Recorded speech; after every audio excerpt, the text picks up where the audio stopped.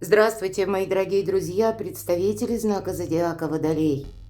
Таро прогноз на декаду на 10 дней с 10 по 20 октября.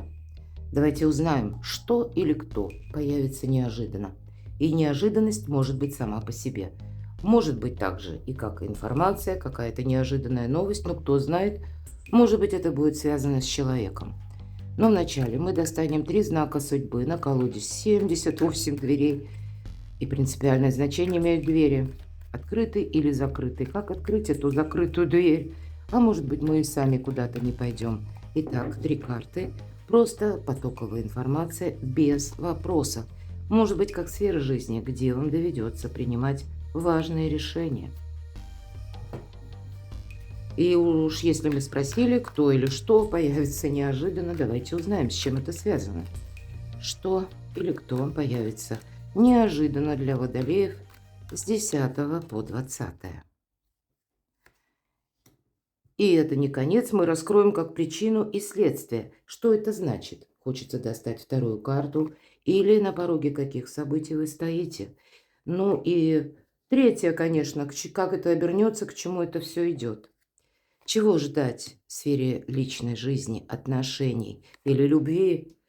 Чего ждать в сфере финансов и в сфере ваших достижений тоже? Чего ждать? Как там сложится все? Это и работа, это у кого-то учеба или документы, например, да? Башня, тем не менее, какие-то неожиданности вы явно услышите, узнаете. И я должна сказать очень много, как на протяжении всего октября, ноября, вообще до конца года. Приготовьтесь к тому, что мы будем порой что-то парадоксальное слышать. И, может быть, вам придется принимать молниеносные какие-то решения или все же тут оценивать как будто нужно, но больше с позиции собственного благополучия от начала до конца. Мы не можем что-то изменить, и это всегда старший аркан, он говорит о том, что как раз на нас влияют внешние события. К примеру, мы не можем изменить людей, то, что они думают, мы не можем изменить обстоятельства, мои дорогие. И пусть что-то не нами инициировано, но подумать, как мы с этим провзаимодействуем, определенно стоит. И карта башни, она не говорит о конкретной сфере жизни. Но действительно, как информация, может быть, это даже в средствах массовой информации, то, что мы слышим. Мы сначала как будто, ах, вот, а что это такое вообще? Ни в какие ворота не лезет.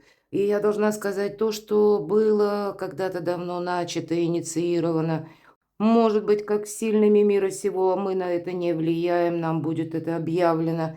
Мы можем столкнуться с тем, что мы что-то узнаем. И вынуждены как-то определить собственное благополучие в изменившихся условиях. Вот, по-моему, наиболее точная характеристика карта башня. Есть у меня колода ангелов-хранителей, там буквально ангел берет человека за руку и выводит из той башни, которая через некоторое время будет разрушена от удара молнии. По сути, какая-то трансформация. Второй знак судьбы.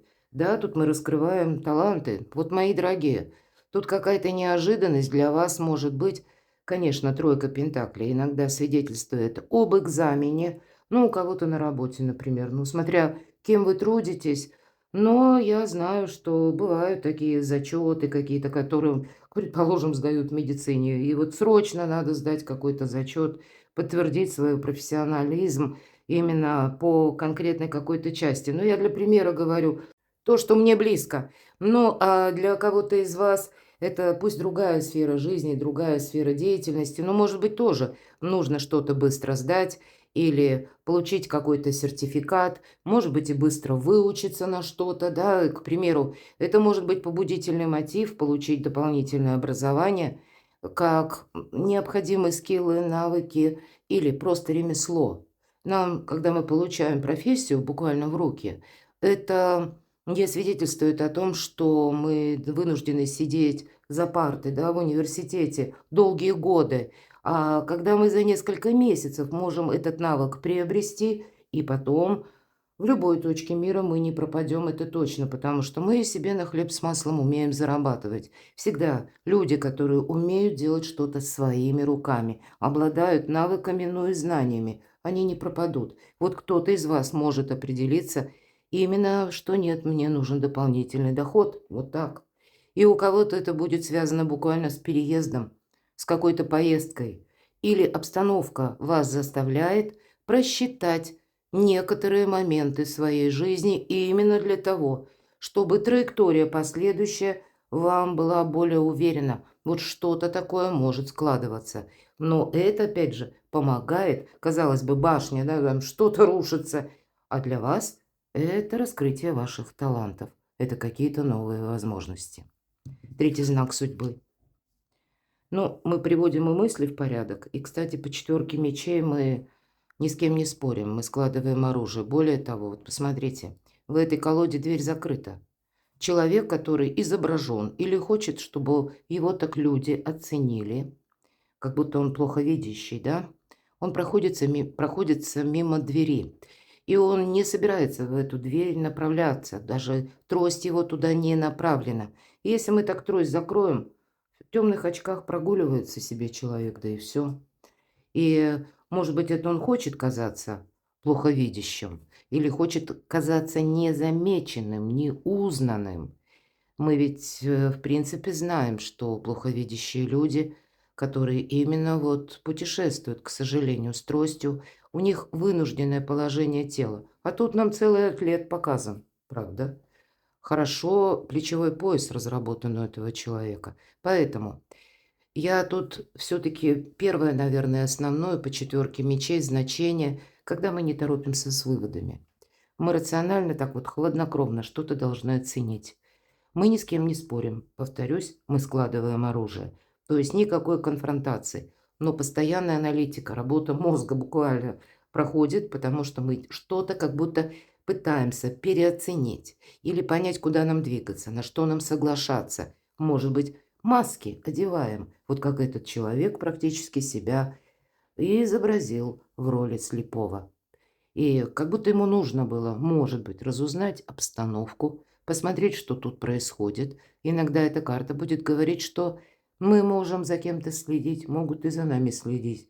То есть пока еще что-то запутано и непонятно. Но вроде как идти вперед придется, поэтому аккуратные шаги и привести мысли в порядок перед тем, как действовать. Но в любом случае, если действия, то они, мои дорогие водолеи, должны быть очень осторожными. Более того, имейте запасной аэродром.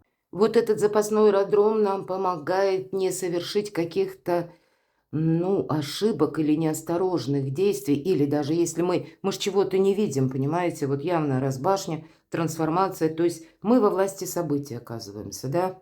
И если первые шаги сделали, предположим, ну, видим, нет, туда я не пойду, туда мне не надо, так мы должны это как-то переиграть. Или вот это пространство, да, как за нашей спиной, что был вот этот реверс, отступить полшага назад. Вот для вас, мои дорогие водолеи, это как знак судьбы.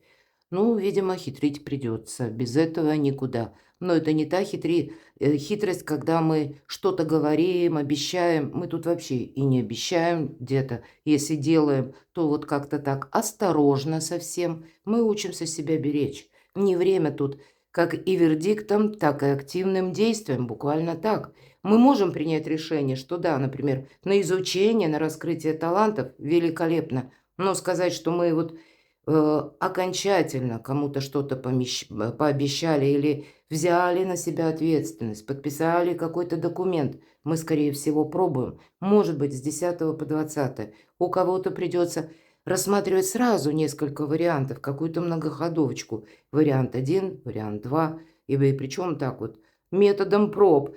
Попробовали что-то одно, видим, нет, не пойдет. Хорошо, переключились на что-то другое. План А, план Б, план С. Вот это было бы неплохо. Ладно, кто или что появится неожиданно. Вы знаете, тут появился уже вроде как неожиданно, мне возможность появляется, вот этот служка, который приносит кубок человеку, но человек его и не видит. У вас возможность какая-то появляется. Где-то вот как раз, может быть, по аркану башня. Это наше внутреннее ощущение. Мы внешнюю обстановку воспринимаем, как все рушится. Что-то не состыковывается. И тем не менее, может быть, именно таким образом нас судьба подводит к какому-то выводу. Да, нам еще предстоит что-то решить. И причем, или решиться. Причем это сделать очень аккуратно. Но уж точно мы не сожалеем о прошлом.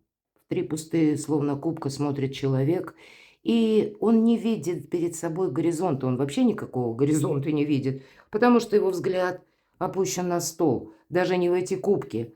И, понимаете, мы можем как будто подзастрять, а в это время нам идет в руки буквально какая-то возможность. Вот мне интересно, с чем это связано. Кубки – это вообще-то радость, мои дорогие.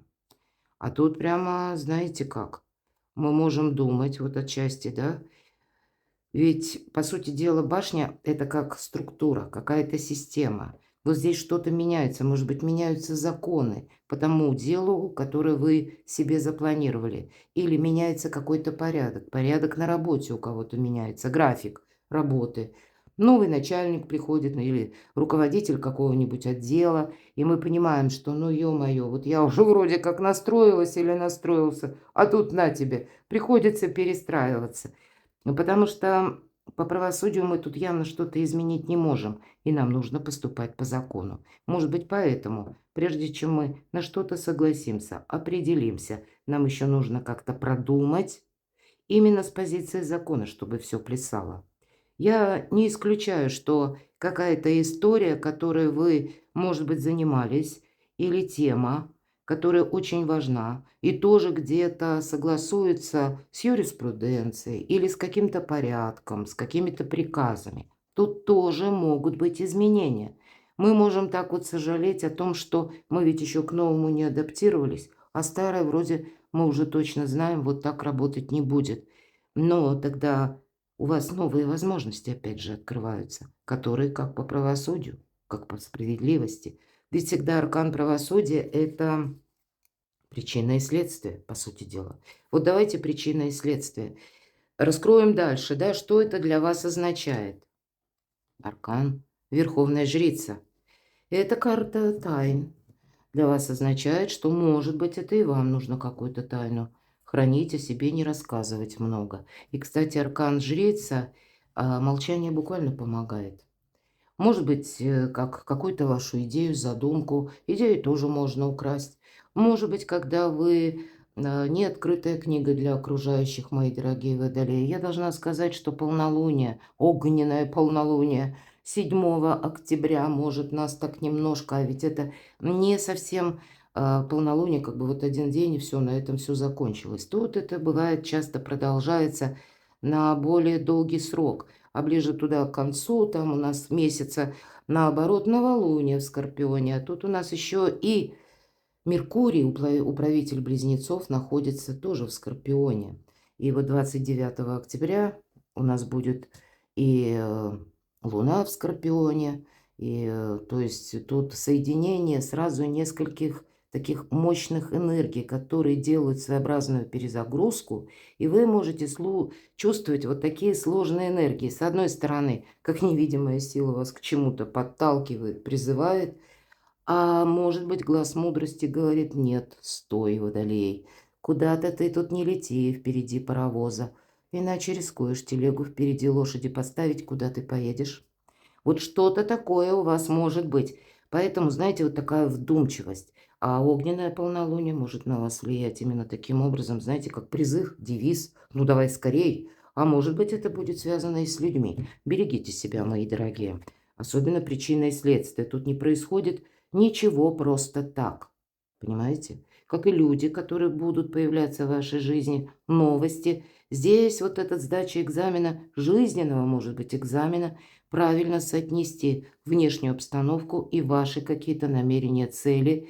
И не сразу, но таки какой-то красивый узор должен быть. К чему это все идет? К возможностям, опять же. Вот мы можем видеть, о, все пропало, да, иногда по аркану башня, когда мы вообще ничего подобного не предполагали. И вдруг на тебя мы что-то узнаем, и нам кажется, ну, даже я шевельнуться не могу, или я даже не знаю, как с этим взаимодействовать. У меня это не укладывается в моем сознании. А у нас будет до конца 2025 года. Почему?